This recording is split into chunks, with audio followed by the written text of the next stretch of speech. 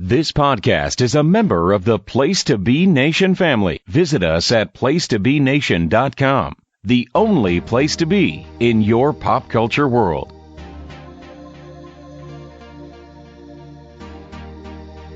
Choose the most unusual matches. Choose the best of the WWF. Choose wrestling's biggest, smallest and strongest. Choose Ricky the Dragon Steamboat, Roddy Piper's greatest hits, and wrestling's bloopers, bleeps and body slams.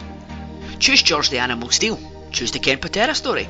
Choose the life and times of Captain Lou Albano. Choose the Hulkamania series. Choose the Ultimate Warrior. And choose Macho Man Randy Savage and Miss Elizabeth. Choose WWF World Tour, Smack 'em Whack 'em, and UK Rampages 91, 92 and 93. Choose a journey back in time. Choose Seen Your Video. It's time for everyone to dust off the VCR and plug it back into the television set as we take a trip into the Coliseum Home Video Vault with your host, Rory McNamara.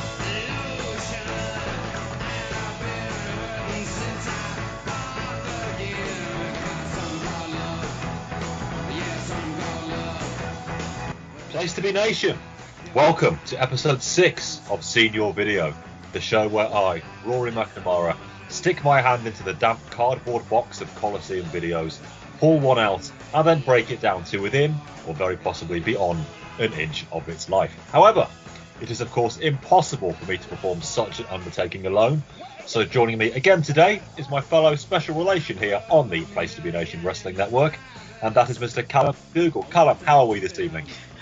I'm very good, Rory, thank you. How are you? I'm alright, I'm not too bad. I'm feeling rather chipper this evening, it must be said. As is so often the case, reviewing these Coliseum videos, we will see how that holds up over the next hour and a bit.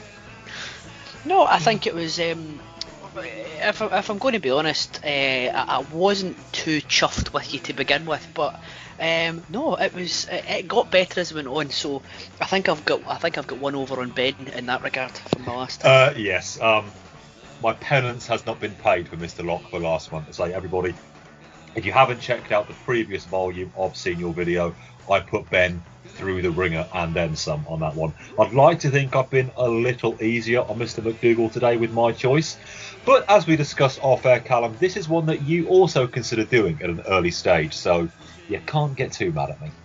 No, it was they had before I chose the Rampage 92 one last time. This was on the possibilities list. So no, I can't get too annoyed. The annoyance only came when I saw the match listing. Hello everyone, I'm Sean Mooney, and welcome once again to the WWF Coliseum Home Video Headquarters. During the next 2 hours, we'll present an absolutely out-of-this-world collection of exclusive matches and interviews as we embark on our WWF World Tour. Our Coliseum cameras follow the WWF superstars to all corners of the globe to bring some of the most exciting matches on Earth right into your living room. It's the best in the world from all over the world, and it's brought to you by Coliseum Home Video. On the first stop of our WWF World Tour, we visit a native who's restless in his quest for the WWF Championship. Of course, I'm talking about the Superfly Jimmy Snuka, and this high flyer will be the subject of our World Tour profile. Our WWF feature matchups take you to Tokyo's Egg Dome, where the $1 Million Man Ted DiBiase attempts to make sushi out of the Ultimate Warrior. And to the London Arena, where England swings as the Honky Tonk Man faces off against Hacksaw Jim Duggan. Then it's across the channel to Paris, where the fabulous Rougeau brothers square off against the Rockers at the Palais du Omnisports. We'll also go on the road with the WWF to watch Hulk Hogan sprout up in Brussels and follow the worldly one, Lord Alfred Hayes, on a guided tour of his favorite European cities. We'll bring you a WWF fan favorite match, a match specially chosen by one of our many fans. An oral report, as our WWF manager's profile focuses on the Mouth of the South, Jimmy Hart. and a WWF Championship defense featuring Hulk Hogan versus the Macho King Randy Savage. All that and more on the WWF World Tour. As it is called on the network. You might remember the VHS under its full title, WWF World Tour 89-90. And we've reached show 6 for the first VHS I've actually seen in the past. There you go, Calum. History is being made here. Oh, yes. To coin a phrase. I'm honoured to be here for it. This is something. I hope you've got the streamers and the Mardi Gras is on its way to my door. The party poppers are being let off. No expense spared. Yes, towards the end of 1996, which long-time listeners will know was the year I first started watching wrestling, a friend of mine, who I'm still in contact with to this very day, lent me 5 of his own VHSs. And here you go, listeners. See what you think. He lent me WrestleMania 5, not bad. SummerSlam 91, that'll do nicely. Mm-hmm. Royal Rumble 93, High Flyers, which sadly is not on the network as of yet. Tap, tap, tap. And I'll do it when we get there. And of course, World Tour 89-90. I'd only watched this one once. There's a lot I had forgotten, it is safe to say, about this one. But let's crash in 24 years difference and look at the WWF's World Tour from 89 to 90. Calum, we're going to dive deep into this one, but just quickly before we begin, quick thoughts on this video. I quite liked the novelty of it.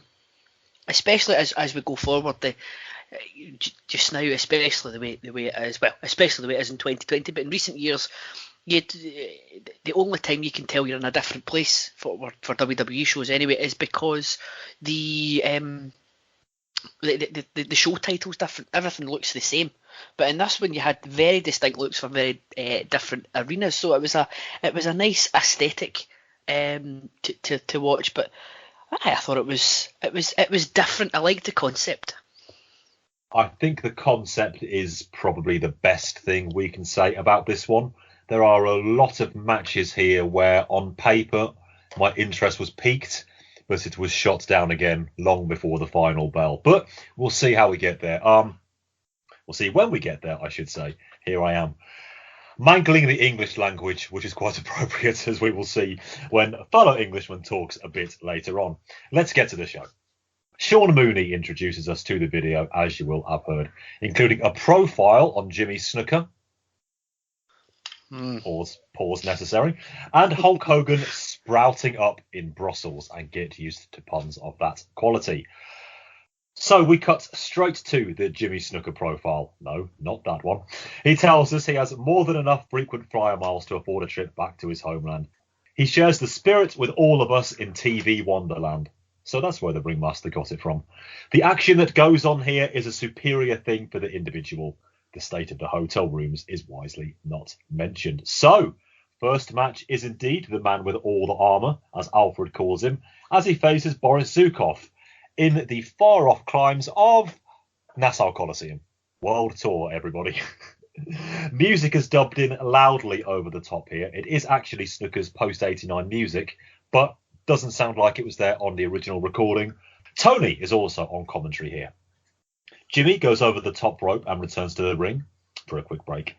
Tony then says, if the jackknife powerbomb was in fact part of this design, what are they going to do now? Improvise? Oh, no, sorry, he didn't say that. I've just been watching New Blood Rising 2000. And it takes some shaking off, I can show you. They do a crisscross, and Jimmy hits a body press for 2. Body press and a dropkick by Snuka again, and then a punch, which Tony calls a great move. Terrible backbreaker also gets 2, and now we hit the chin lock. Arm drops on 2 as Alfred brings in references to the start of the footy season, I think. Notable boring chant goes up. What took you so long? Before Jimmy strikes back. Why does Boris Zukov sell by blinking? Who is he? Helen from Big Brother 2? Now there's your first Wikipedia reference, everybody. Assuming she's on there. That is a deep cut. We barely scratched the surface yet, baby. He then returns to the chin lock, which Tony rightly calls punishment. Stars are born and then die in the time it takes Snuka to get back up, and then he misses an elbow. 2 count from that. We go into Polynesian no-sell mode and then some chops at last. Big slam by Jimmy as the crowd finally wake up for Jimmy Hart, getting drop kicked off the apron. That's always a bankable one. Snuka then finally hits the big splash for the win, and a good old no doubt about it from Tony. Calum, we didn't exactly rack up the air miles for this one, or rack up too many snowflakes either. Neither. It was. I mean, this started about 2 minutes into the tape, and it was. I mean, that'll be the quickest that I've ever been angry at you for picking one of these shows. That was. Oh, I mean, what did we do to deserve this? I mean, of all the matches you have on this tour, and to be fair, Long Island is part of the world, so I suppose it could be part of the world tour. Stretching early, Callum. I like it. But this, of all the matches he could have picked, why did you think that Jimmy Snuka against Boris Zhukov would be a good match to put on a tape, other than the fact that it is two quote unquote, one is a foreigner and one is meant to be a foreigner? I think we finally rumbled them, don't you? I think so. But Boris, it's like, God fucking hell. But Tony, my first two notes are, oh no, it's Snuka versus Zhukov. Oh yes, it's Tony, although he'll have a tough time making this one watchable. I think we've all come to appreciate Tony Schiavone recently, and I've always liked him. We know how good he can be, but my God, he couldn't polish this turd, even if he tried till the end of time. He did actually try. When he is calling a punch a great move, he is really doing his best to try to get this stuff over. But in his heart of hearts, I think he knew. I hope he knew. One thing Tony has certainly shown us a lot of in the last 2 or 3 years is self-awareness. I'd like to think that's not a new development for him, though. I hope it has always been there. He got plenty of practice here. Yeah, a really horrible match for us to start. I mean, Boris Zhukov, really? There is a very legitimate reason why he racks up the specific awards he so often does on the Place to Be podcast. He's probably the most incomplete worker I've ever seen, to turn a phrase on his head. I have nothing good to say about him whatsoever, other than Zero Zhukov is a nice bit of alliteration. And now who's the one who's stretching? I'll give you. My mind wandered early doors in this match. I'm not going to lie. So I did look up friend of the network, Graham and Landy's wonderful website, historyofwwe.com. If you don't know, I looked up this. Card. Do you care to hazard a guess how long this match was, Rory? I know how long it felt. I'm going to go 8:30. Oh, very close. 7:20. Oh, I did. I'm glad I overshot the length anyway. This felt like an eternity. I was expecting you to weigh in with a 25 minutes or something. This is like when the JT and Scott on the mothership say, how long do you think this 20-minute draw lasted? About 3/4 of an hour. This is how that felt.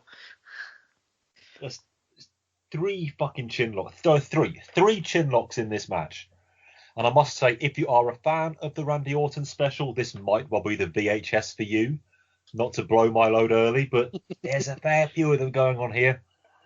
But 3 of them in this match, so already a more than fair percentage. Yeah, horrible stuff here. Snuka in '89 he was gone.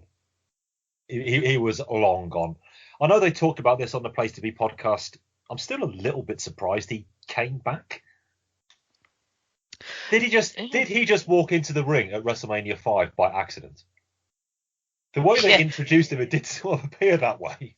It was like Rob Gronkowski when the Super Bowl, when WrestleMania was it San Francisco, and he just where was the one that Mojo won the Battle Royal? Because Rob Gronkowski just turned up. It's a bit like that. Was 33, I think. Was it 33? Oh, was it Orlando? That would make that, yeah. That would yes, I think so. Make more sense. But yeah, it was just. It was. I just didn't get it with Snuka. I didn't get it with Snuka has long gone. I don't think Boris Zhukov ever arrived. Bringing the big guns today, Callum. I like it. Saving your best material for this show. And Of course. as if, why do I ever doubt you, Callum? You know, why do I always come into these podcasts? I was McDougall going to be. He's always on fucking score. Always. Wait till you hear one of my notes from later on, Rory.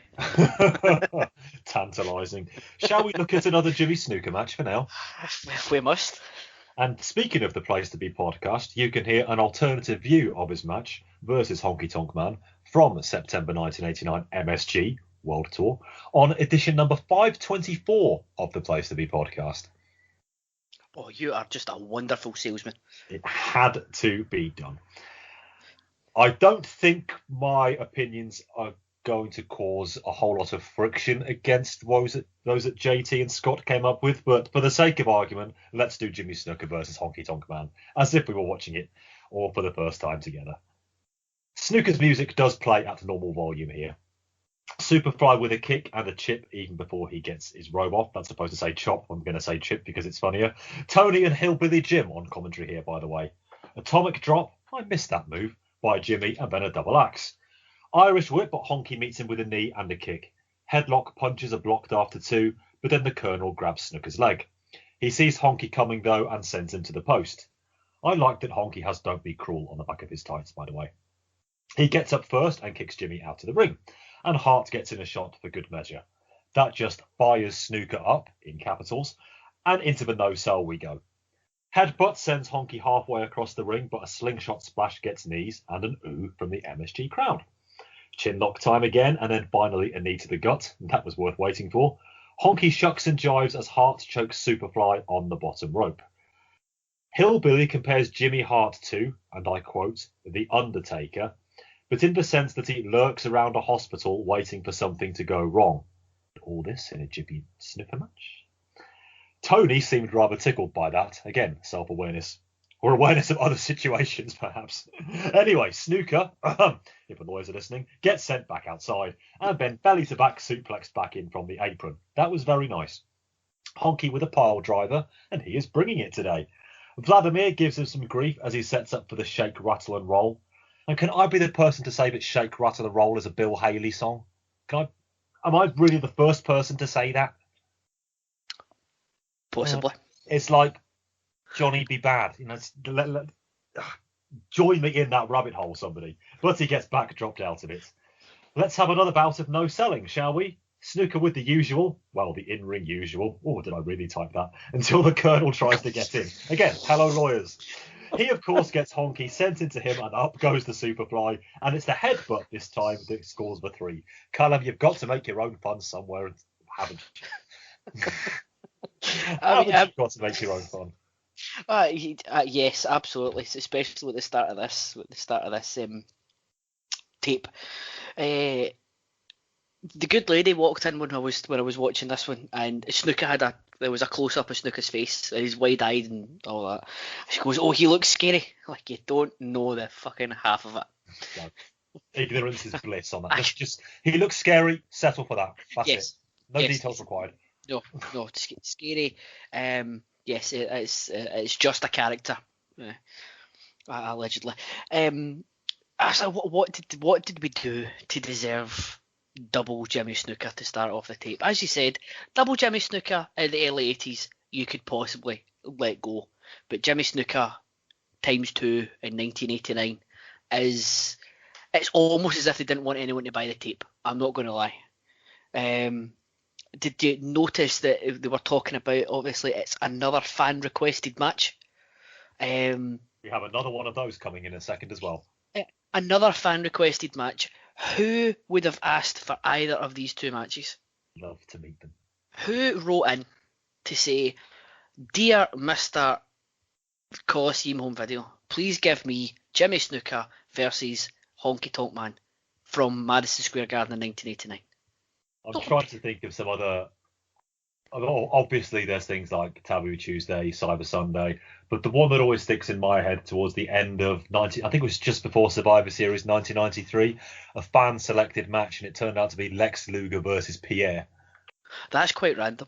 The match you selected. I can actually hear Todd Pettingill saying that on the intro to the Survivor Series 93 main event. As if it was blaming us, the match you selected. Hey, don't blame me. I know. I I yeah, elsewhere. it's I, it's not often I'm lost for words, Rory, as you'll attest to, but Indeed, Callum. I don't know what else I can say. There's nothing else to say. It was much like the first time.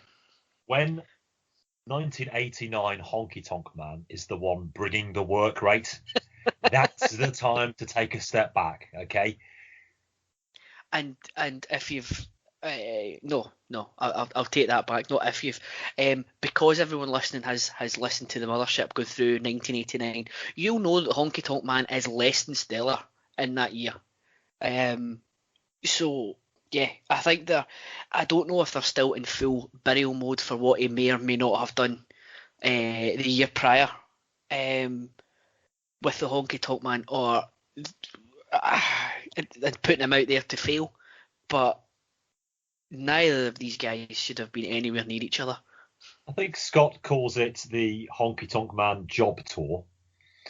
So maybe that's why this one is on the tape. Job tour.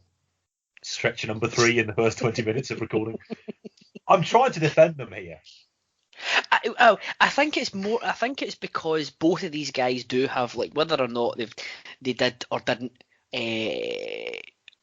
bury the Honky Tonk Man for a year after that, they both do have name value. I'll give them that. At least this match has 2 named guys in it. But that is the only thing I can give them. It's just dreadful. I was with Vladimir when he was giving them what for during this one. Vladimir is the voice of reason at MSG on so many occasions, perhaps never more so than here. I mean, that guy had been going to MSG for years at this point, and he must have seen some of the absolute dregs of professional wrestling go through that. I mean, since the guys have rebooted, they have seen some awful matches. And even when and so it'll take a lot for him to turn on a match the way he did with this one, but it was just terrible. Everybody listen to Vladimir, okay? The only person who probably never listens to Vladimir was that poor girl whose ear he was shouting in when Sidney was administering the 3 counts to Sean at Survivor Series 96. Oh, that poor love. Yeah, she wasn't listening because she couldn't listen anymore. She was still going for it though. In fact, she actually shouted the words "kick out." Just hung her head when the 3 went down. And this was at MSG. As 19,999 people around her were They just... do have heart there sometimes, you know. Yeah. There's a reason I'm talking about a 4-star match from 7 years after the match we're actually reviewing here, everybody. That is the review of this match alone. I think it's time to move on to another fan request. Absolutely. So we go back to Sean and we dig into the mailbag. And it's Carl Murphy from Fort Washington, New York. He has requested many matches, but they have picked one for us. They picked Murphy and Bravo. We get promos from both, and you know exactly what they are. We need not detain ourselves longer than necessary on those. So now we start to move as we are in the London Arena, Callum. Now, I believe you have mentioned this very show on one of our podcasts. Maybe this one, maybe Special Relations. It aired on Venerable Sky One in October of 1989. Yes. This was according the first of 2 matches. Yeah, according to Landy, Landy and Graham, this was the first part of the first ever show the WWF did in the UK. So there you go. This is the first ever one. Apparently so. Apparently it was the debut in the WWF debut in the UK in 1989. Wow. But then I suppose if you really want to look at this, it's only a few. Depends on how you slice it. A few years after they went national, so maybe 89. Before Let's be charitable and call it 5 years worth. Oh, that's not too bad. Yeah, because you've got to think before this, you still had World of Sport on ITV for a couple of years. It didn't die a death until 86, 87, I don't think. I am see that's the whole show here. That does not mean I'm just going to DM Richard Land. Yes, of course it does. Hey, I'm strictly network only on this pod. Of course. Let's review this match. We are in the London Arena. Does the London Arena still exist, Calum? I was going to ask you that because because it's one of these places you always hear that they went to loads of times. Go live. Let's have a look. I did some research on it because I wanted to know. It does not exist anymore. But late 90s, did it fall into disrepair maybe? I think it fell into disrepair in the late 90s, but typical British industry, it didn't actually stop getting used until the mid 2000s. Okay. If I told you, Rory, that it was based in Millwall, that should tell you all you really need to know about the place. Yeah, okay. That explains my next note. How odd the entrance was in, but it looked like Brett just gingerly hopping down corrugated stairs. And I used the term stairs very loosely as well. You like that, did you? I did. I thought it was different, a different aesthetic. It was very late 80s WCW. I guess so. And of course, being in Millwall, CM Punk approves. Of course. He is a fan, everybody. Look it up. I would love and to. And that's on Wikipedia. I would love to see, on a tangent, obviously, the next time Blackburn play Millwall, I would love to see Shawn Michaels and CM Punk paraded on the middle of the pitch at Ewood Park or the New Den. Can you imagine actually do it at the Den? Because imagine these two wrestlers turning up in front of those absolute nutters at Millwall. Oh, it's got to happen.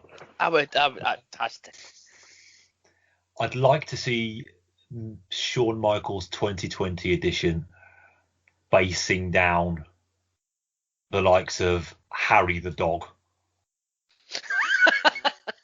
and the rest of the F troop. Obviously, so look them up from 1978. Look it up. Yeah. Obviously, Triple H being a big West Ham supporter, he'd obviously do the running on Millwall supporting CM Punk. Don't bring that one up. Well, that's why they got they're doing the NXT UK at the BT Sports Studio, because it's in the Olympic Park where West Ham play. It's all linking in. Triple H transparent to the last. So, Bret Hart versus Dino Bravo, shall we? If we must. We must, for the sake of completeness, we must. Everybody, this is not the match detailed on Wrestling with Shadows, by the way. More on that in a second. Tony tells us we are live on Sky One, as Dino starts off with some power offense. One of the greatest wrestlers in the world today, says the Lordship, and you think I've mangled the language. Inverted atomic drop by Dino, followed by some blows of the clubbing variety, until Bret ducks and gets up a lovely crossbody, inverted atomic drop and drop kick. And the crowd are loud here. Really must be the first ever time. Dino tries to leave, but Jimmy Hart, who's earning his residuals on this VHS, persuades him to return. Yeah, thanks. Bret focuses on the arm back in, and even here you can see he is on a higher level than anybody else in the company. Bret dodges a leapfrog, then gets the elbow drop right on the money. Lovely takedown, now let's wrench that arm. Odd moment as Bret goes for a crucifix, but I doubt Bravo knew what was coming, so the Hitman quickly switches to a rolling hammerlock. No nonsense kick to the head and an equally simple kick to the groinal area. Dino with some recovery kicks, and Bret himself recovers on the outside. He tries to get back in, but gets charged off the apron and hits the guardrail sternum first. Well, what do you know? Bret doesn't try to get himself counted out this time, and instead sits in a chinlock for a while. Comeback is cut off quickly by some kind of kick, and there's yet another rear chinlock. Big Hitman chant as he executes a backslide, and we know how devastating that hold is now, don't we, Calum? Absolutely. To put a date on this podcast, you've got 5 seconds to bask in it. 4, 3, 2. You're champion. That's your lot for this recording. As it hell. I'm in charge of the red button. Enjoy it while you can, but the listeners might not know anything about this. And you're the editor of both the shows that we do together. So. Both, everybody. Both. Amazingly, this backslide only gets a 2. It's all about the execution. Brett takes the Brett bump to the corner, also for 2. Bear hug, we knew that was coming, that Brett finally gets out of and meets Dino with a boot, but misses the elbow. Now Bravo goes up, blimey, and indeed slips in the act of a single axe. Backdrop by Brett and a leg drop for 2. Inside cradle and backbreaker for the same results. O'Connor roll is blocked by Dino, but he grandstands and gets backdropped out. He gets backdropped out and Brett Pescado's out onto him, but Dino is back in first. He goes to suplex Brett back in, but he blocks. Roll up for 2, but Dino reverses, complete with Brett doing all the work on it for a supposed handful of tights and the fluky 3. I did see the length of this one, Calum. 16 of your Earth minutes. Even with Brett, 16 minutes of Dino Bravo. Ho, ho, ho, ho. Honestly, peek behind the curtain. I watched the 2 matches there on the first 2 matches on what day were a couple of days ago, so Tuesday night, and then I went to my bed, and then I watched this whole thing, the rest of it, last night. I was sorely tempted to just turn it off again and just finish work early and try and today and watch the rest of it, because this almost put me off wrestling for good. Brett, I'm pretty vocal about the Hitman.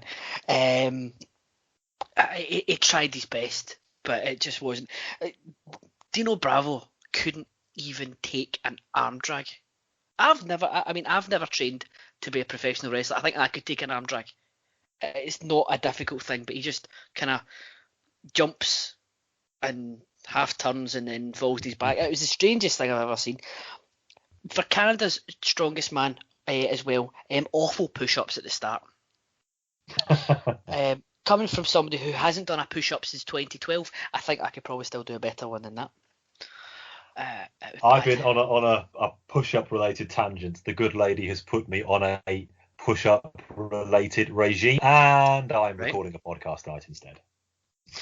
Well, do you know what? That's how you do it, gents. Get a podcast. You don't have to do the push-ups. You could probably do your push-ups just now whilst podcasting and still be better than Dino Bravo. Yes, indeed. Yes, but look what he did at Royal Rumble '88. What was it? 1 pinky's worth of extra force. This segment sucks, Jesse. Despite the fact that the match was awful, I have got some of them. I would say this might be the most notes I've put for any of the matches. I've got the ring bell sounds like the one you'd find at a hotel reception. Yes, that's right. None of them are actually to do about the match, to be fair. Although this one is. The movement from Dino Bravo, I think Yoko at Heroes of Wrestling was more mobile, and he was a big boy that night. And I went off on a bit of a tangent again. Went back on the history of WWE.com. The match for the next night in Springfield, Illinois, if you will. What's the word? Humour me for a second, Rory. Of course. The first match was the Red Rooster versus Conquistador number 1, or Conquistador Uno, if I'm saying it in the latest language. Conquistador Uno was replacing Barry Windham. Imagine thinking you're going to see Barry Windham and then getting Conquistador Uno instead. You had to tell me that, didn't you? that is not seeing Barry Windham for me. That's the ultimate knife twist. Did they also really think that people were so desperate to see the Red Rooster that they'd replace Barry Windham as opposed to cancelling the match altogether? I don't know, answers on a postcard. The Brainbusters won the main event as well. The Brainbusters won the main event, so you almost got a WWF card in 1989 with Arn Anderson, Tully Blanchard, and Barry Windham on it. Oh. Think about that. I'm pulling the knife out again. Oh. And speaking of, on a same related tangent, it was about this point about halfway through the match that I realised it was Bravo versus the Hitman, and you can imagine where my mind went from there. I'll bet. I'll bet. It was so much so that I was stuff. Go on, defend yourself. No, it was at that point. I can't defend myself. It was that point that I was trying to think of so many puns to put at this point that I've missed the end of the match almost. It's a pun in its own right, just by dint of existence. It is. Bravo versus the Hitman, a match that was a career ender for him a couple of years later, shall we say? No. You can cut that one. It's fine. It was. Oh, you're asking for a cut now, are you? It was bad enough when you cut me up in my prime one after you saying that Barry Windham wasn't there, and we nearly got Arn Anderson, Tully Blanchard, and Barry Windham on the same card. You cut me off in my prime when I was about to say about twisting the knife. Oh, be careful, or you will make a widow out of my missus. Get it, Widowmaker, Barry? This is becoming one-upmanship now, Calum. No, the gloves are off between you and I now. Everybody, I didn't plan that one, as if you couldn't tell. Yeah, a 16-minute Bret Hart match. That should be manna from heaven for yours truly, but it really wasn't. On another one of our podcasts, Special Relations, we live watched Bret Hart's match against Randy Savage from Saturday Night's Main Event in late 1987 with our friend Sean Kidd, as chosen by him. And you go back and listen to that podcast if you have already. You will hear me say on there that Bret had it as a single, even at this point. She wasn't able to pull it out of Dino, I'm afraid. I mean, admittedly, less than nothing because he had less than nothing to give. But I sensed Bret getting a bit frustrated that Dino wasn't, at least, well, Dino didn't have the ability to even consider playing ball. And I think Bret, it's been said that he has levels of performance. I'm the biggest Bret mark going, and even I would probably agree with that. This is not one for the scrapbook, I'm afraid. And I've already said enough about Dino Bravo, but as a postscript, if you are a regular on the Log of Doom run by Mr. Scott Keith, as you should be, it's always some fascinating debate on there. There is a poster on there who goes by the name of Dino Bravo Sucks. Full stop. I mean, that may or may not be Matt Souza. That is unconfirmed. But let us know, Matt. Let us know. I was watching this match and thinking it was going to get better because they're both Canadian. I was just assuming that these guys have faced each other before. Dino Bravo, I was thinking, must have gone through Stampede at one point in his career, and they would have had matched at some point. But it never looked as if it was going to turn a corner at any point, unfortunately. Never did, and Bret knew it. Yeah. I mean, Bret is one of the best that there's ever been that's ever stepped in between the ropes. But when he can't be bothered, it shows, and he'll do whatever he can to get to the finish. And I have very few criticisms of Bret Hart in ring. Very, very, very few. That's probably the only one. Maybe I'll get a chance to do a Bret Hart deep dive one day somewhere on the Place to Be Nation network. Hi, Andy. And I'll break it down a bit further for you then, but I'll just leave it hanging in the air.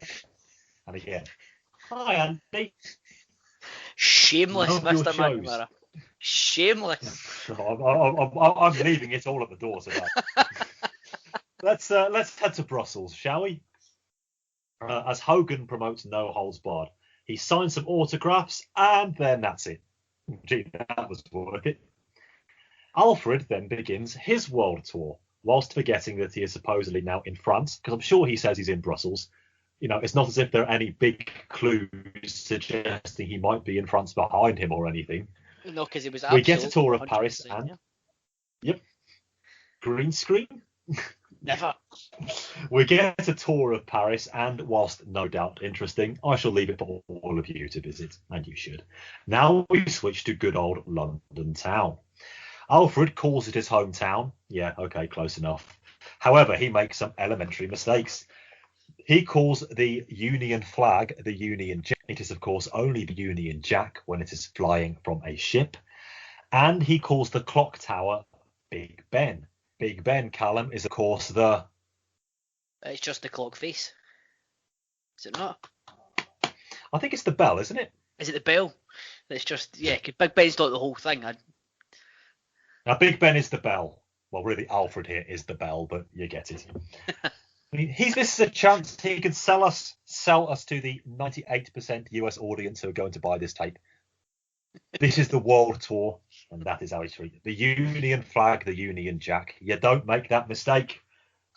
Oh well, I appreciate that one, because that's my one good bit of Union flag, Union Jack. That's my factoid for that. So thanks for bringing that up, Rory. That's definitely another discussion for another day. Thank you for bringing that factoid up, because I thought you might appreciate that one. I did. That's probably one to discuss further outside of the Wrestling Network, though, I fancy. Hi, Andy.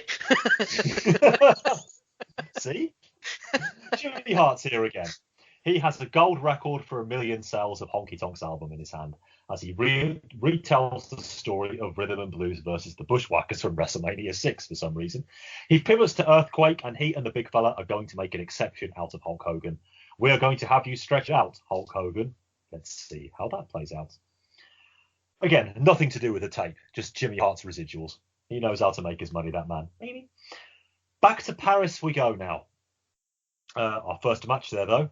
The fabulous Rougeaus, who don't fight savoir fairly, are going to escargot at it with the Rockers. And before you start, everybody, those are Sean Mooney's puns, not mine.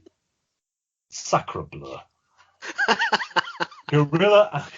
I planned that one. We've got Gorilla and Alfred on commentary here, clearly doing an off-tube. The Rockers don't waste any time with their stereo super kicks. The hard camera here is over the top of one of the ring posts, predating Fire Pro by a good few years. And FIFA. Ray starts off with Sean and some basic offense before Jacques gets tagged in and splashed to the corner by Marty. He misses a second time, but hops instantly off onto the second rope and dives onto Jacques anyway. Marty had it, he really did, and it's such a shame to see what it came. Ray in, and he sets early on a duck under and gets elbowed as HBK comes in for a splash to the leg. Sean with an attempted ankle lock, but Ray stays in it for just slightly less time than Sean himself would 15 years later, i.e. not 20 minutes. Marty in, and he just knees Raymond right in the mush, and another ankle lock. The Rockers make a wish, and then Marty dominates with the leg lock. Interesting dynamic here. They tease allowing the Rougeaus to make the tag, but then Marty just scurries away with Ray in tow. More quick tags, and the Rockers are now exerting themselves. Must have been quite the night before, and very probably the night during. Jacques grabs Sean's hair, and that allows the French Canadians to take a little of the match. Sean with the Sean bump in the corner, and then he gets pummeled by both heels. Assisted stomach breaker, and then a kip up by Jacques. Very delayed cover for a 2. Spinning back elbow by Jacques, and then Ray super kicks Sean over the top rope. Make a note of that move. Big backdrop by Jacques, then a hair pull lock. Front face lock now, and Sean fights to get to his corner. He doesn't succeed, and he gets held back into the bad guy corner. They do the same spot, once too often there, and go for a pin for a 2 count. Overlong headlock, again, as the commentators talk about the flavour of bananas, I think, and then the ref misses a babyface tag. Well, you would, wouldn't you? But Sean gets it off very quickly afterwards. Marty is the proverbial house of fire in there, and Jimmy gets a shot too. Sunset flip is blocked, and now everybody is in the ring. Hairpin misses a Giannetti roll-up, and then he gets caught on the outside. Pile driver, but Jacques blocks, and then Sean is in for one of his own behind the referee's back. Marty goes for the cover off that, and there is the 3. Calum. Rory. Your thoughts, my friend? I really liked this one. I thought it was just what this tape needed after the first few debacles, shall we say.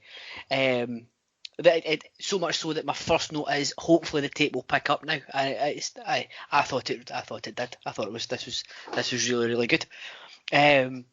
I thought the Rougeaus might have been playing the faces because they've got a quasi home field advantage being French Canadians. Yeah.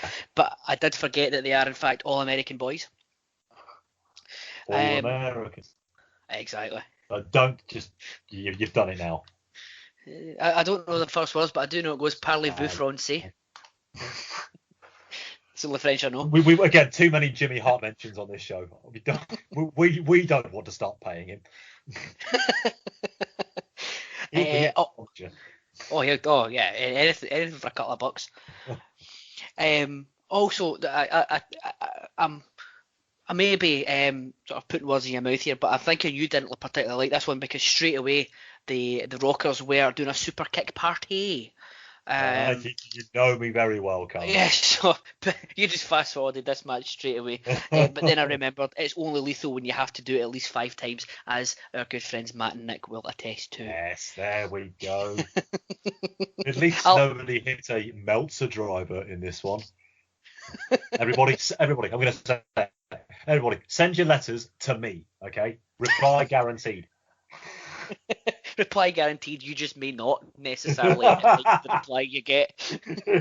Yes. Now, do you remember back? I believe it was the last time we did it when it was the Rampage show that we uncovered that Errol Hebner and Shawn Michaels were actually playing the long game, and the hints were always there for the screw job. Yes. Yes. I found more evidence of it tonight. Obviously, when the Rockers were on top, which I thought was excellent, goading the non-legal Rougeau in and then doing whatever they could, all the double team behind the back. Strange for faces to do, but I loved it nonetheless. They just went up and did the old behind the ref's back, and they just believed them. Who was the ref? Errol Hebner. It's all there, isn't it? 1989, Errol doesn't see a tag but still calls it, and in 1997, Errol doesn't see the tap but still calls it, and Shawn Michaels benefits both times.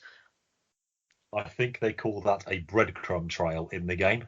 It's all the signs were there.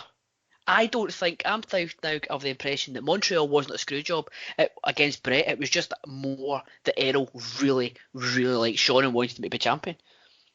So Brett has just wasted the last 20 odd years of his life being bitter for no reason whatsoever.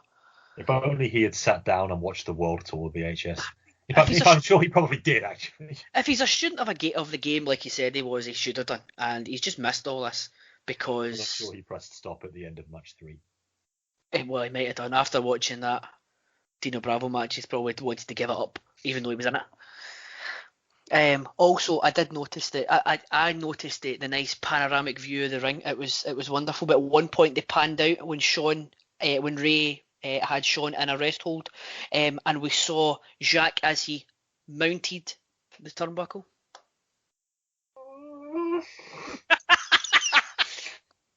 Finger on the button. Just remember that. Oh dear! Right, that was I enjoyed that one. Are you done? I think so. Also questioned the finish. Why did Ray, when Jacques was pinning, why did he jump in the ring? Yes. I didn't quite Yes. I didn't quite get that one. But no, I thought being on a serious note, I thoroughly enjoyed this match. I thought it was great. Oh, you just managed to pull yourself around there at the last. Again, you are making me say to you, you want the finger, here is the finger, but you saved yourself right at the end. Oh, I've said it already. This match, from SummerSlam 91. Come on. Make me explain my references. I'll be doing that next in 2 matches' time. This was a lot of fun. You made a really interesting point there, Calum, about the Rougeaus possibly being seen as faces by pockets of the crowd. I do think that was the case, especially as it took a good 8 or 10 minutes for us to hit the heat segment here. I was expecting a minute 90 seconds of Rockers shine, then the ring gets cut off and we would settle into good old tag team formula. Never really happened. I mean, the Rockers got the lion's share of the offense for certainly the first 50% of this match. It did get a bit more by the numbers as we went on, but I thought it was particularly interesting how we got there. You don't see this sort of tag match in the WWF very often. You can set your watch by it, but not this one. And, okay, pressure off, show in Paris, how many people are going to see it back home? You can afford to try these things, but equally, as we will see back in this very venue, a bit later on, you can also try not very many things. These two teams did, and it is to their credit, to the point I almost forgot that we had a super good party at the very start of it. The finish was a little bit confusing. I sort of stumbled over my notes going through it there at the end. I don't think I would have been the only one trying to keep tabs on this one, but I love the Rougeaus. 5 years ago, I would probably call them an underrated tag team, but they're getting their due now, and quite rightly so. And the Rockers are the Rockers. Is it fair to say that, I mean, again, I'm going to say I'm the biggest Shawn fan going. I'm not, because Brett was my number one in DWE and Shawn was only my number two. When I watch Rockers matches now, other than some very specific examples, Royal Rumble 91 springs readily to mind. Their offense that was state of the art at the time probably doesn't look quite so much now, but I would still take them over other super kick throwers any day of the week, twice on Sunday. Yes, I don't miss a trick. Yeah, really fun match. Best one so far. And I think we'll be talking about this one towards the end of our recording as well. Next match, though, this could be very interesting. We go to the Egg Dome in Tokyo in the April of 1990, and we get Vince and Jesse on commentary. Although Jesse tests my love for him by calling DiBiase the $1 million yen man. Did he get that one from you, Calum? No, shockingly not. A Calum McDougall offcut from Jesse Ventura. But it is indeed Ted DiBiase going for the WWF title against the Ultimate Warrior in another show I would like to see in its entirety one day, if you're out there, Mr. Land. Ted attacks from behind off the bell, but gets reversed very easily. Backdrop and slam by Warrior, and the crowd are, let's call them, polite. No sign of Virgil, by the way. Jesse is outraged that Ted had to carry his own luggage. Maybe I'm reading a bit too much into that one, but you can understand it, can't you? This is only 3 years after the B stands for buckwheat, you know. Standing side headlock by DiBiase, moving on, but Warrior shoves him off to the rope area. Oh, Vince. The rope area. Anybody else would just say the rope, but Vince, commentate on everything to this day. Big shots by Ted that have little effect, so he grinds on the headlock again. Crisscross after that, and then Warrior gets the better of that collision. He tries to shoulder block, but Ted drives him into the mat instead. I always liked that count. DiBiase kicks away for a while, and then a good old clothesline. Cover attempt, but Warrior is out at 1. Shot to the buckle by Warrior, but that's all he gets. Snapmare and fist drop, and then a gorgeous looking suplex. 2 count this time. Great pile driver. Probably the best we've seen today. Gets a long 2. And then, blink and you'll miss it, Warrior then just goes straight into his off-the-ropes comeback, hits a shoulder tackle, hits the splash to the back, turns Ted around, and just like that, it is over in a very abrupt finish that happened in barely the time it took for me to describe it all to you. Calum, I think somebody got the go-home signal there, and a bit of a shame because I thought this was getting cooking. Yeah, this one had the potential to be really good. I wonder if it had anything to do with the venue, because what must the Japanese fans have thought of the Ultimate Warrior? That is the only thing that I can potentially put down to this being as quick as it was, because Big Match Jim can pull it out when he needs to, but I wonder if they. I wonder if there was a mistake where they thought that maybe a lukewarm response was, or the usual Japanese respectful crowd was a lukewarm response to the match, and they didn't think it was ever going to get going, and then, or they thought it wasn't getting going and they cut it short. I don't really know, because this one did have potential. I mean, it was, if you will forgive me for using the phrase, but now very well worn phrase, but not in 1990, out of nowhere where the finish came from. There was no transition to Warrior's comeback whatsoever. Ted didn't miss a move. Warrior didn't slowly start to fight back. It really was Ted hits the pile driver, gets a 2 count. Warrior kicks out. And in fairness to him, he didn't blow it off, unlike somebody else would have done. He kicked out at 2, did sell it for a little bit afterwards, and then 30 seconds later, the match is over. Really, really strange. Yeah. Maybe it was Ted himself realizing that it's not going to happen. He just wanted to get it done early. Possibly. Because I think the Ultimate Warrior might have been a tough sell in 1990 in Japan. One could argue he became a tough sell elsewhere for the rest of the year. Maybe this was the beginnings of that. It's quite possible. Because you look at, like, I looked at the card for this, because this is one of the ones I'm in complete agreement with you. This is a show that I'd like to see in full. Because you've got some of the matches. You've got Hulk Hogan versus Stan Hansen. Oh, yeah. Which in Japan, apparently Hogan's much better in Japan. I've not seen a lot of them, so I can neither confirm nor deny. Bret Hart versus the Misawa version of Tiger Mask. Spoilers, Rory, that went to a 20-minute draw.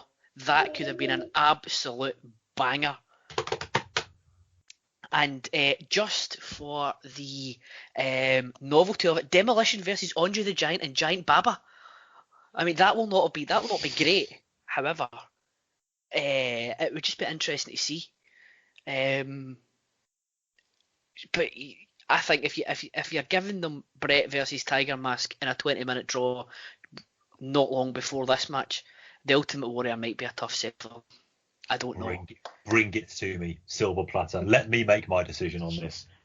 My decision will be final. Yeah, somebody like Ultimate Warrior, he is, champion or not, he is reaction based. I think it's very fair to say that. And Japanese, what was it? Raven called it the weird Japanese heat or not. It's if the reaction's not there and you're used to getting one. I mean, there was nothing in his kickouts, for example. You couldn't say the crowd were behind him, or if they were keeping it. They were very much keeping their powder dry. But you think did Ted done some work in Japan before this? You'd think he would have done. I think, did he not work for All Japan at one point? That's ringing a bell. Or did it go? Was it? Because I know he did work. I don't know if he worked for All Japan before, or he went to All Japan after he left in '93. But I think he must have had something, and I imagine he would have had a tour here or there.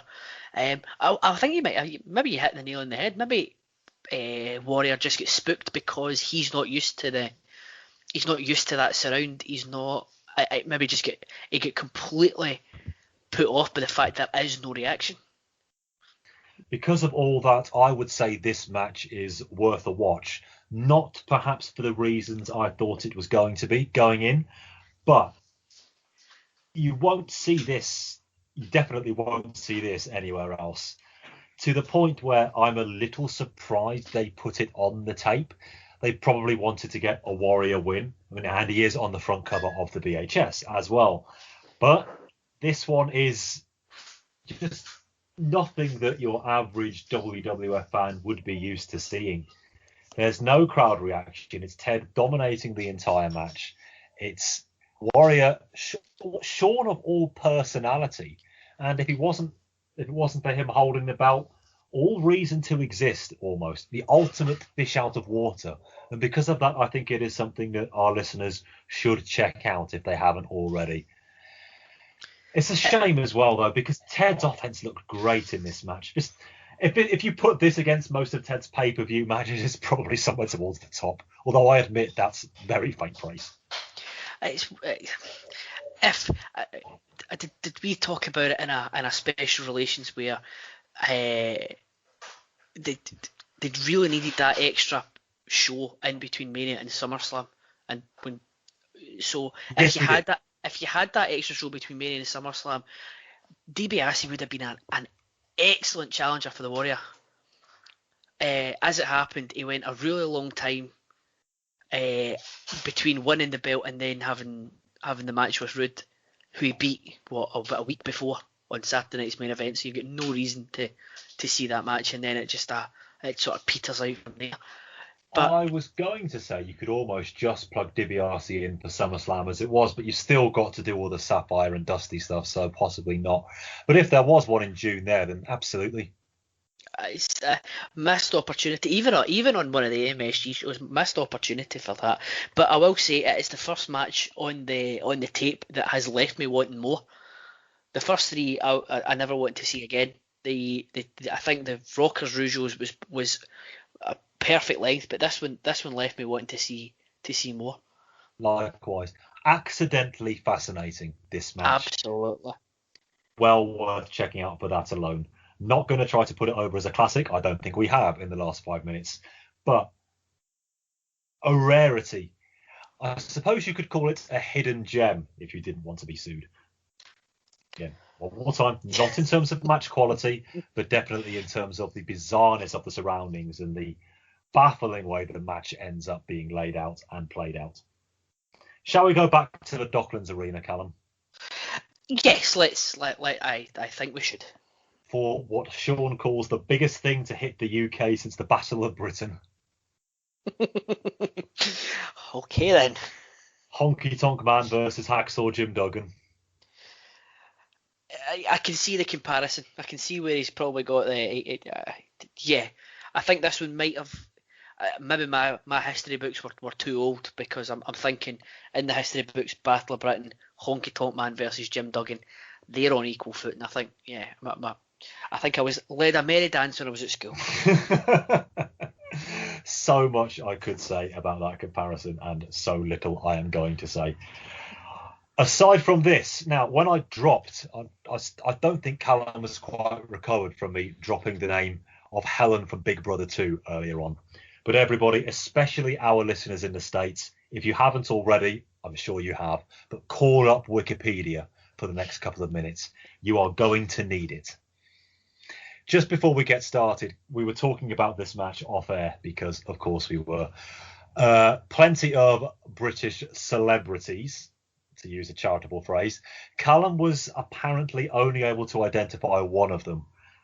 As we go through my match notes, shall we see who it was, Callum? I'm intrigued. Absolutely. Mine was early doors. I've got 4 names here that could be 5. I think I'm being very fanciful with the last one, but let's go. Because I should say, my notes on the in-ring action, you'll be fucking lucky. Right then, the bell rings and just before the bell rings, the camera catches no lesser authorities than Screaming Lord Such and Sue Pollard. Ding, ding, ding. Callum? Ding, ding, ding. Sue Pollard. She was shown on camera no fewer than 3 times. On the 3rd occasion, Tony actually mentioned her. So somebody must have given him a nudge in the back. I doubt this day he would still be able to tell you who Sue Pollard is. He can't tell you who, what was it, Jason Jett is, and he worked with him for 4 months.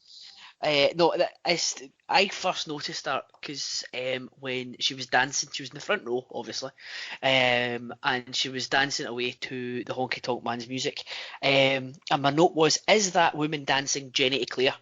And then I changed my note. I changed my note after to say it's Sue Pollard when Tony mentioned her. But that's the only way I ever pointed out that it's Sue Pollard. And after that, you're thinking, of course it is. But I thought it was Jenny Eclair.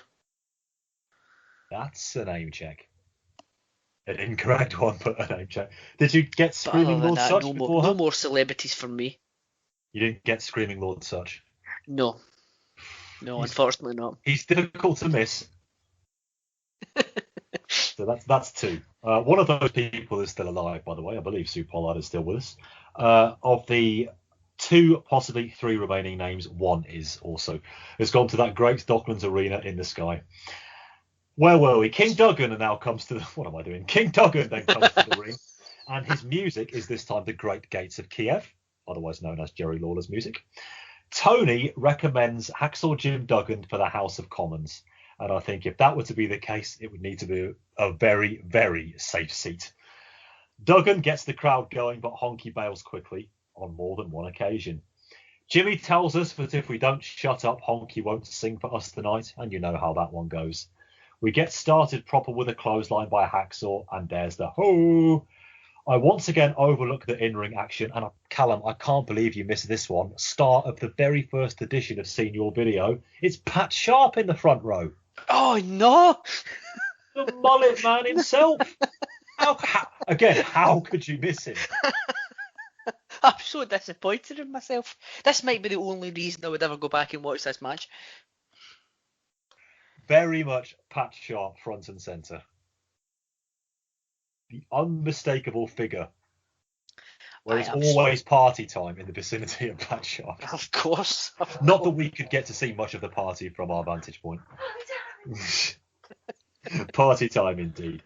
And yes, I've written that is not the first. See, I even gave it to you here, Callum. I've even written that is not the first time he has been mentioned on these shows. I'm so sorry. Choking by Jimmy Hart again, and now yet another rear chin lock. And now his name number 4 as Paul Shane is sat next to Sue Pollard. Well, that makes sense, doesn't it? If you know your pretty crummy sitcoms. Again, US listeners, I apologise. He's dead. Pat Sharp isn't. Although Pat Sharp's very career, matter of fact. just for those keeping score, I think Pat Sharp's career has been dead since 1990, however. Oh no, it was when I'm a Celebrity. Oh really? I must say I did not know that. Oh, it was when I'm a Celebrity, a Big Brother, so yeah, you're probably right. I mean, if his career wasn't dead before then, it was after that. The action here really is not worth recapping. Duggan takes some more shots on the outside, but an elbow on the inside. Don't show me elbows on the inside. How am I supposed to see the crowd from there and that camera angle? We do cut back to the hard camera, and sadly that is definitely not Roy Hattersley in the second row, just for a second there. Honky goes for something in the corner but misses badly. Duggan hammers away, then a big clothesline. 3-point stance, gets the 3 count 4. The baddies attack with the megaphone afterwards, but Hacksaw was able to get his 2x4 on the plane with him. Supposedly there was a match in amongst all the celeb spotting here, Callum, but blow me if I could find it or cared to try. Yeah, it was celeb spotting with Rory McNamara, and a wrestling match just happened to break out in the background. Getting in the way. I also made a point about the music that Jim Duggan came out to. It's wonderful. I just absolutely love that. And if it's in JT's best theme music tournament, I hope it goes far. It will certainly be getting my vote. And I agree. It will certainly be getting my vote. That's one of those ones. I didn't make a note about this, but I was thinking at the time. It's one of these ones like Kurt Angle's music. So you've had this one being used by King Haku and King Duggan. Oh dear God! But it's the Jerry Lawler theme. It's like the Patriot might have used it, Sergeant Slaughter might have used it, but they used Kurt Angle's music despite using it 2 years beforehand. It's just iconic. I love it. I did make a note about Duggan goose stepping around the ring when he first got in. I hope he didn't do that on the German leg of the tour. We all know what happened when JBL did it. Yes, indeed. That's not a lot of stalling. I noted, but not necessarily a bad thing when these two men are involved. But the one thing I couldn't get over was, and we mentioned it back in episode 1 of Senior Video, Duggan is inexplicably popular no matter where he goes. Even in the UK, he's got people chanting USA. I don't understand it. I refer the listeners to Senior Video episode 1 for more on that. Although don't expect too much in the way of clarity from Callum and I there, because 5 months on, I still haven't worked it out. No, I don't get it, but the joke about Spurs probably still, and the fact it doesn't probably, it absolutely still rings true that I made on that one. I do remember. I always remember a good Spurs joke. And no matter when you listen to this, if you listen to it when it comes out or you listen to it in a year's time, it'll probably still be true. Spursy is a word for a reason. Yes. Why do Spurs fans think they're a big club? Why is Jim Duggan so popular? The answer to that question is nobody fucking knows. Who do you support, Callum? Don't say Airdrie. You're not getting around it that easily. I I am an Adrianian supporter. Again, get your Wikipedia out for that. But I support the only team in North London, Arsenal. Now you know where to send your letters. Don't expect to get a reply because I'll be too busy shining our FA Cup. There he goes. And Charity Shield. And Charity Shield, we've done a double. Yeah, it's a trophy now, isn't it? It's absolutely a trophy. Yeah, we're talking about the Charity Shield rather than Honky Tonk Man versus Hacksaw Jim Duggan.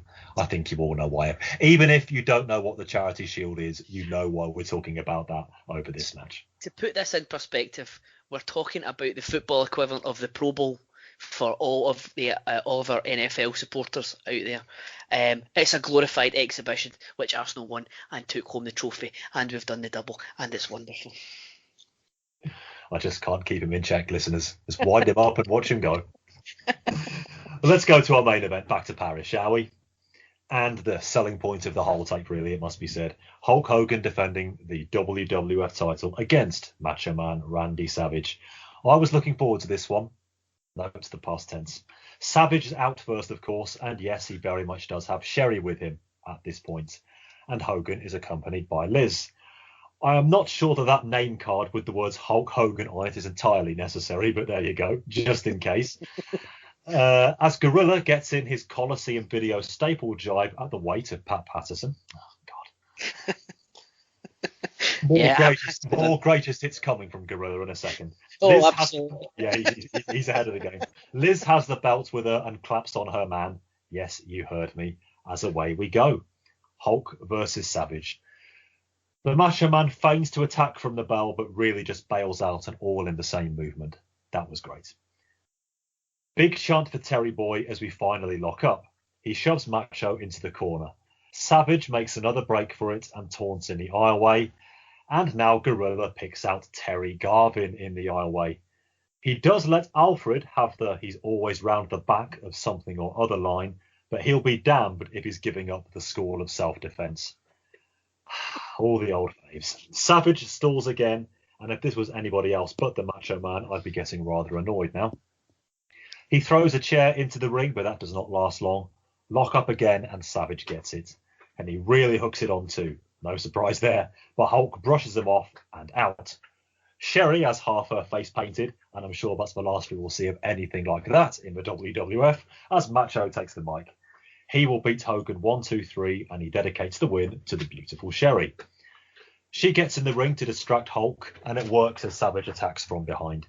They both stomp away on Hogan, and the ref allows it.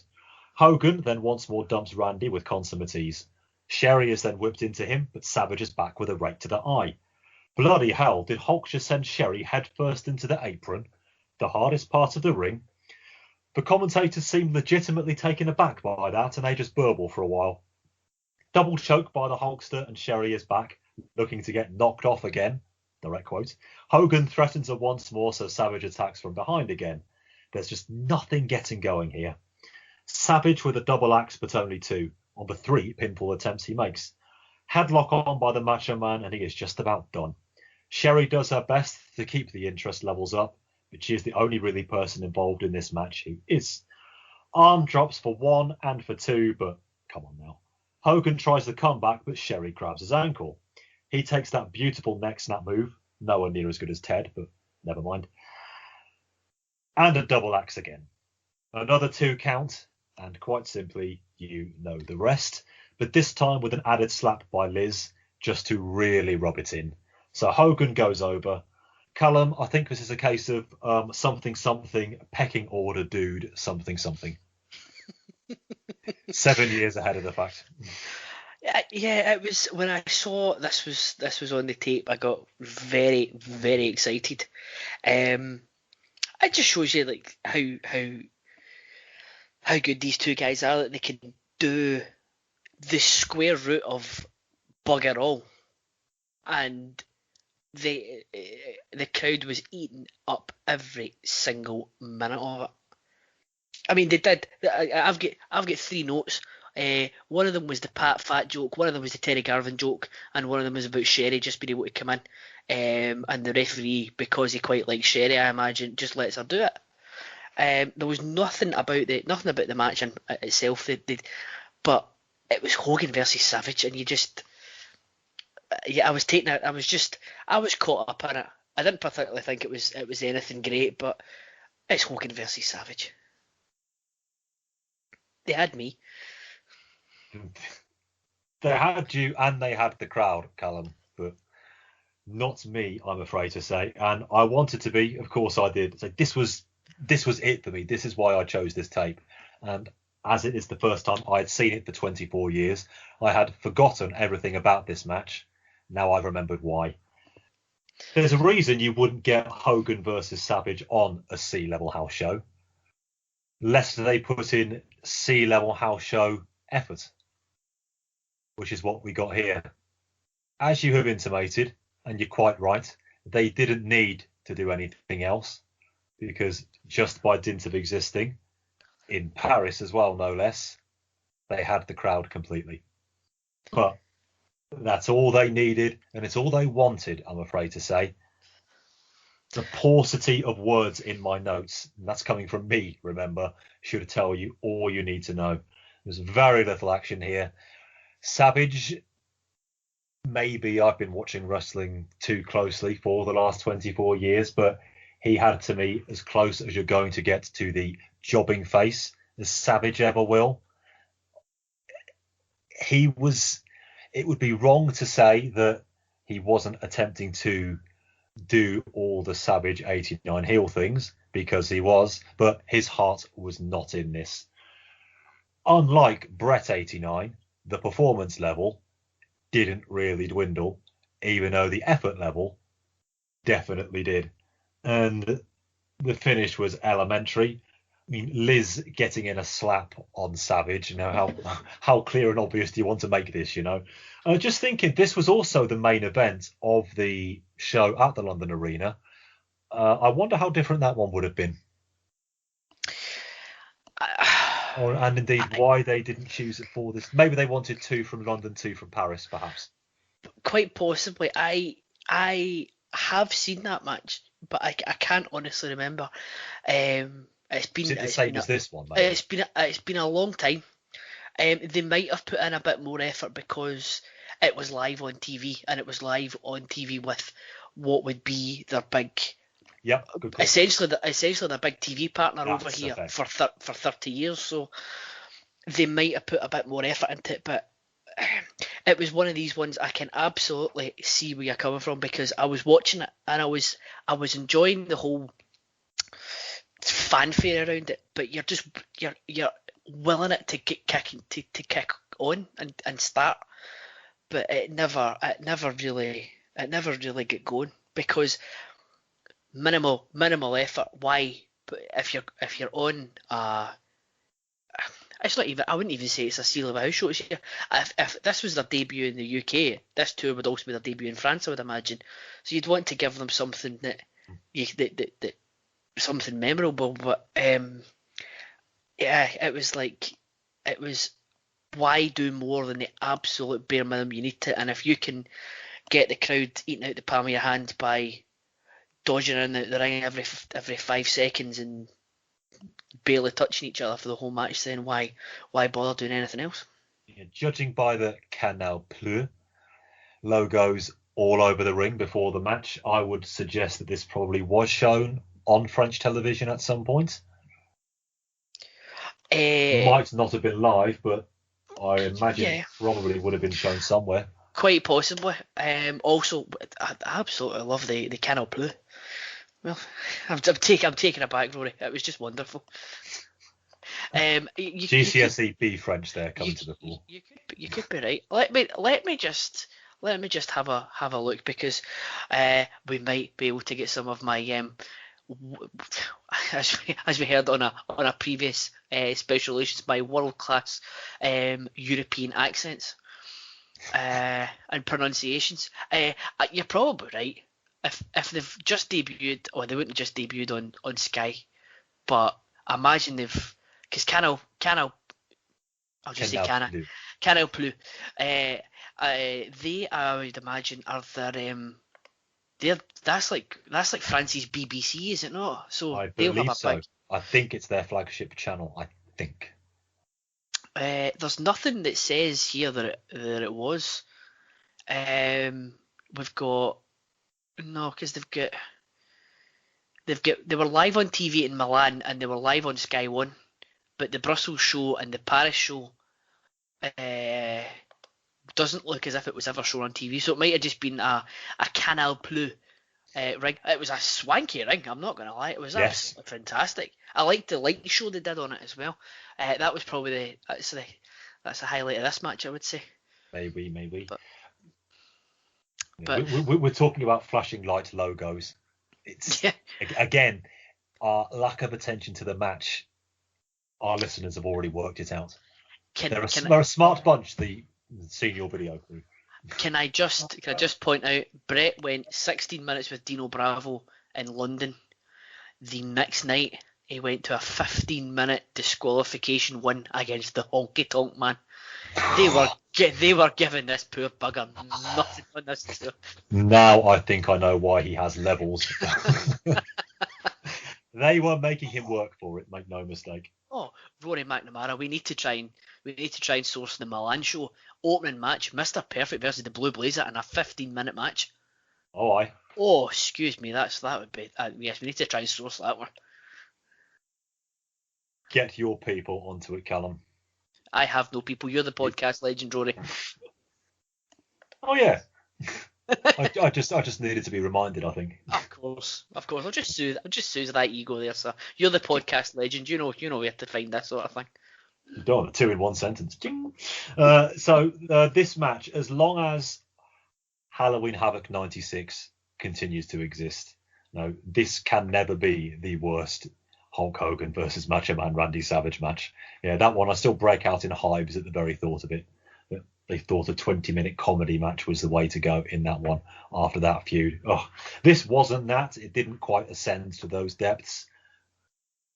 Really, you couldn't really call it bad because there was so little actually going on. You couldn't assess what they were doing and call it poor. If you're just stalling for 15 minutes to get to the finish, and you can only really judge on what was there. But there was so little that was there. It's gossamer thin, really, what you're actually looking at. But that is, as we said, that's our main event. I will play out this very show with Sean's own closing remarks because I just can't bring myself to quote them myself.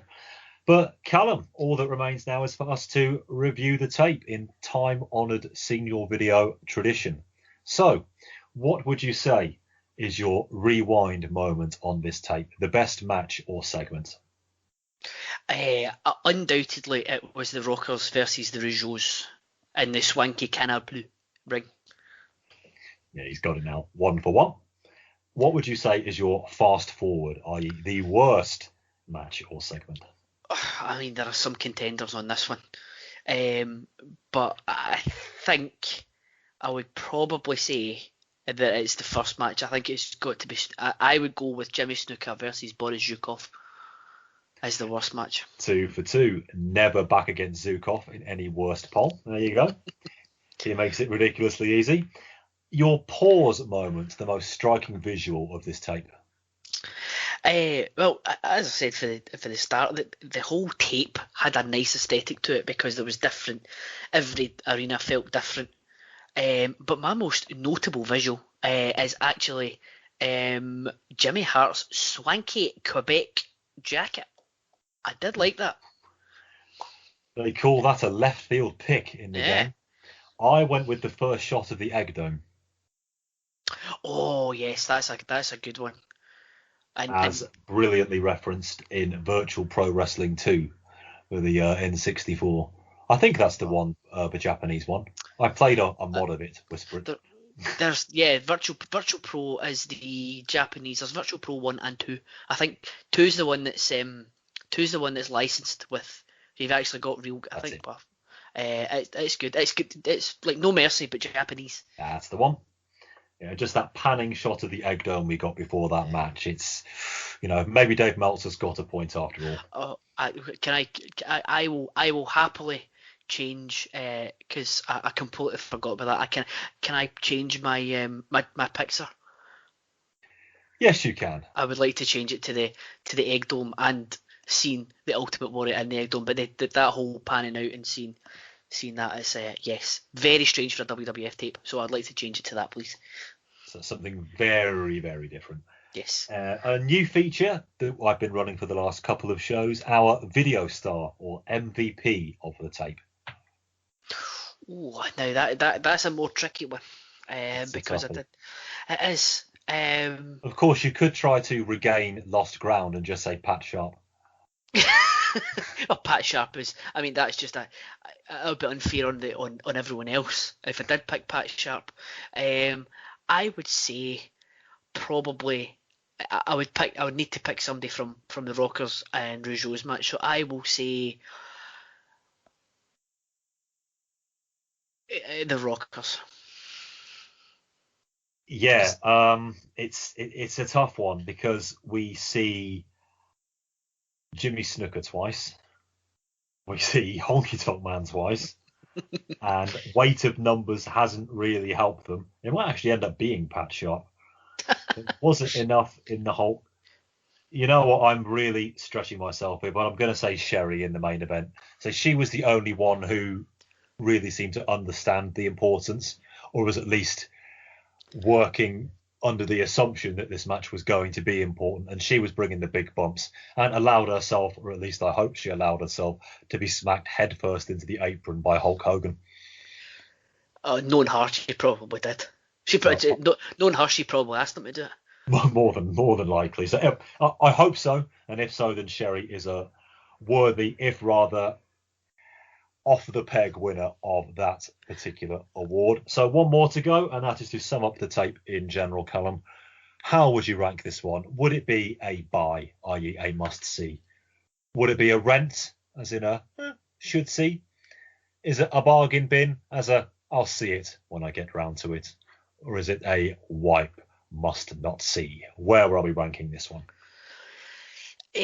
Well, when I first started, it was a stick on wipe, but it got better as it went on. I think it's actually got itself up to rent for me, because you've got the striking visual and the difference of the match in Japan. You've got a really good tag match. The main event left a lot to be desired, but it is Hogan versus Savage. So if you want to get caught up in the no pun intended, the pomp and circumstance of a Hogan versus Savage match, then you've got that. If you can skip past the first few matches, there's nothing much to see there at all, other than Al shoddily taking you around Europe. But it's somewhere in between rent and bargain bin. It's one of these ones that you would rent, and then when your Blockbuster went out of business, then you'd pick up for a couple of quid in their closing down sale. Yeah, I think this one's a solid £2. I should say I actually went to the post office today, and I saw, you'll like this one, on sale for 68p, very precisely. I saw the Verbs DVD videos, 1992 to 2008. Oh, there you go. It was in the post office section. Oh, I hope you picked it up for 68. I didn't. Can you believe I didn't? Oh, Rory. I might have to go back tomorrow lunchtime. I'm chancing my arm here. It's 68 pence. You'll be lucky to see it still there. By the time this show goes out, you will know, everybody. I'll put very important message out. Did I buy the Verb DVD video set? I will be waiting with bated breath. You're not going to let me get away from this one now, and rightly so. This tape, though, the one I didn't have to pay 68p for, $9.99 a month. Yeah, I'm pretty solidly in the third tier for this one. This is a rent for me. There are a lot of interesting combinations of people, especially as you get towards the second half of this tape, in matches and the type of match you won't really see elsewhere. But in terms of in-ring quality, even given the time period, there's very little there. The tag team match, nothing else was even in the picture for best match. And as I said earlier, when you've got 16 minutes of Bret Hart and not in the conversation for anything approaching best, then that tells its own story. I think they did well enough with the World Tour concept. Indeed, there were 2 more VHSs, 91 and 92, also based on World Tour. And of course, I will get to them in due course. So the concept was interesting.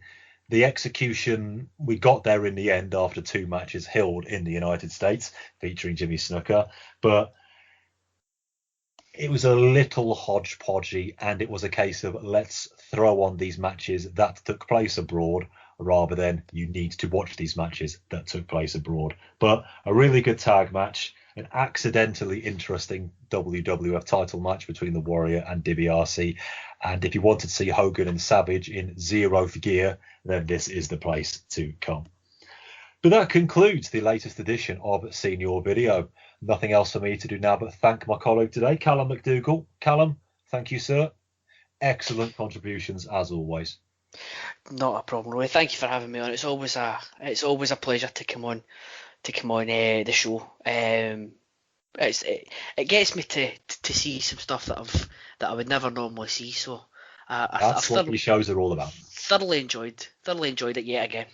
Excellent. Why don't you tell all the Senior Video listeners what else you've got going on and where they can find you? Well, both of us have just recorded, or a couple of weeks ago, just recorded the special 10th episode of the Special Relations. We've hit double digits. We've hit double digits in official ones.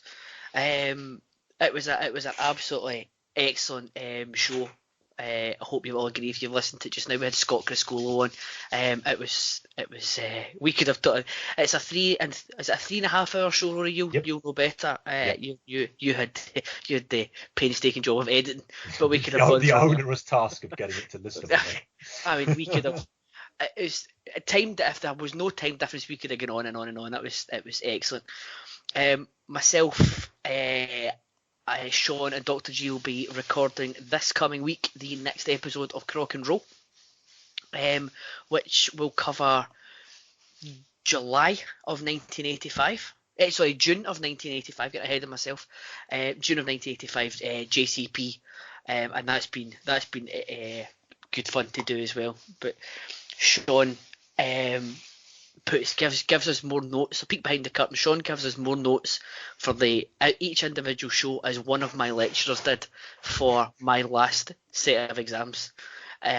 So they're good. They're good fun to do. So that should be that'll be dropping middle of September.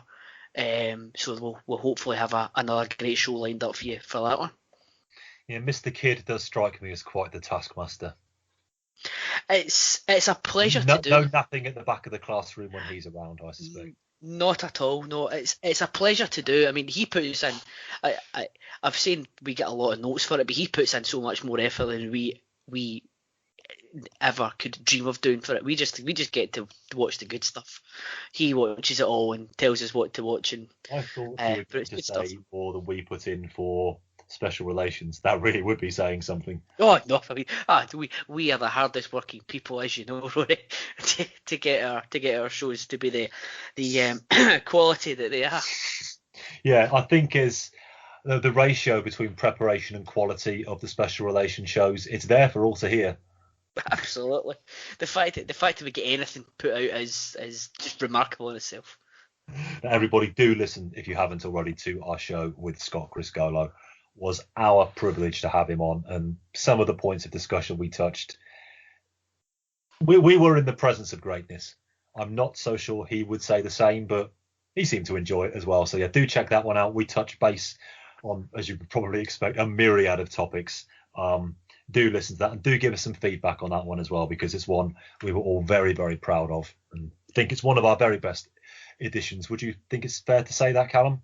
It's certainly up there, and we say it all the time. That was a great show, but this one was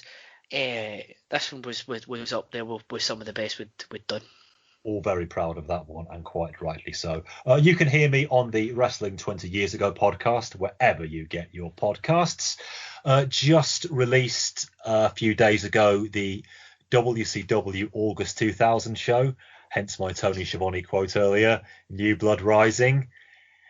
If you haven't seen it, and everything you've heard about it is true, We watched it, so you really, really don't have to. I would appreciate it if you could find the 2 hours and 41 minutes to listen to that show, so my efforts weren't entirely in vain. If you did choose to skip it, I could understand, but give it a listen and have a laugh at me just dwindling each pixel on my screen trying to report the pay-per-view. I actually made it to the end. I don't know how. I'm not sure I'll ever be the same again. I think you're the opposite of Bill.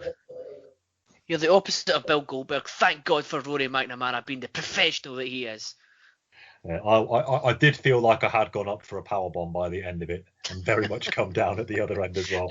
I bet you wanted to do a Bill Goldberg and just walk out halfway through. You had the right idea. Well, tell Vince Russo to fuck off too. Bloody right, I would have done. This is all he's doing.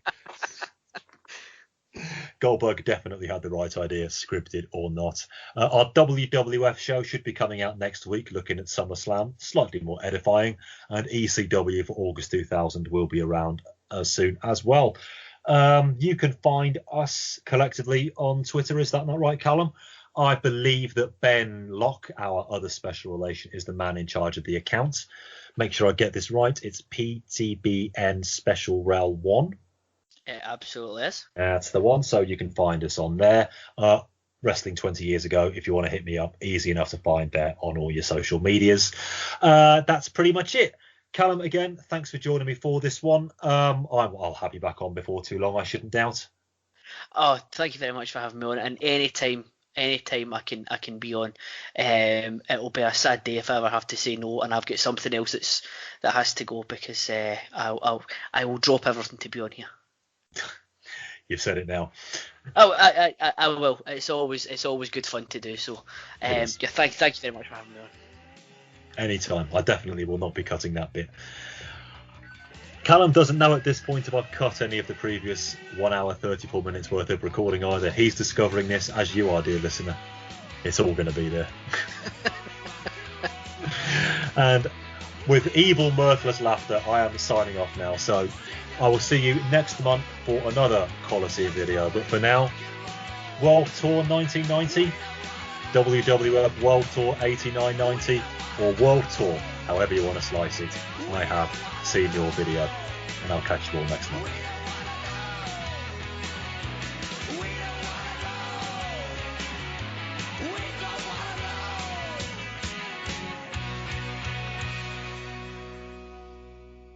I'm Sean Mooney saying so long, adieu, adios, arrivederci, cheerio, sayonara.